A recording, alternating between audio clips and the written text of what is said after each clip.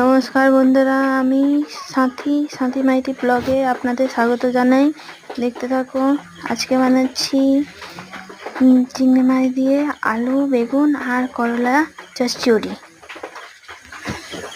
প্রথমে কড়াইতে তেল দিয়ে দিলাম, তারপরে পেঁয়াজ দিচ্ছি। দেখতে থাকুন। পেঁয়াজটাকে ভালো করে লাল লাল করে ভেজে নিব।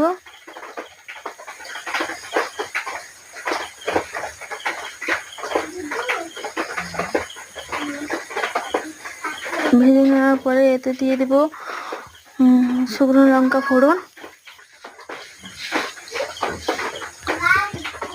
তারপরে দেব 5 ফোড়ন, জিরে আর কালো সর্ষে দিয়ে দিয়েছি।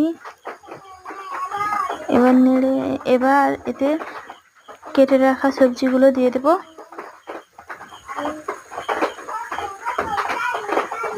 দেখো, আমরা আলু, করলা, বেগুন কেটে রেখে দিয়েছিলাম, দিয়ে দিচ্ছি। এবারে একটু নেড়ে এর মধ্যে হলুদ, লঙ্কা গুঁড়ো আর লবঙ্গ দিয়ে আবার নেড়ে নেব। দেখতে থাকো বন্ধুরা। আমার ভিডিও কেমন লাগে একটু কমেন্টে জানাবে।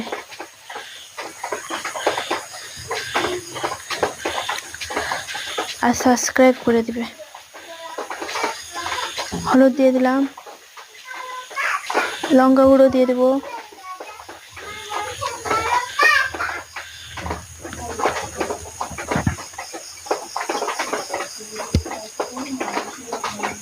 তারপরে দেবো নুন,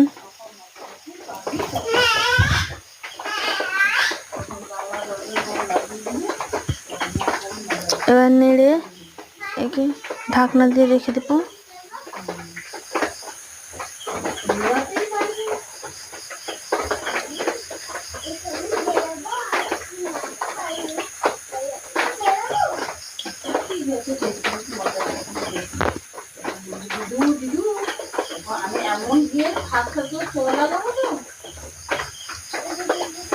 দেখো, ঢাকনা দেওয়ার পরে আবার আমি ঢাকনাটা খুলে একটু নেড়ে নিচ্ছি। এর মধ্যে দিয়ে দেবো চিংড়ি মাছটা ভেজে রাখা।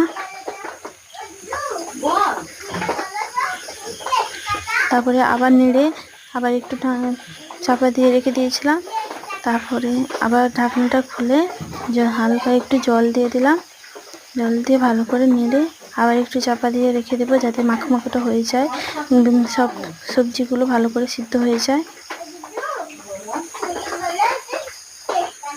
দেখো, হয়ে গেছে। আমি একটু কাঁচা তেল দিয়ে দিয়েছিলাম।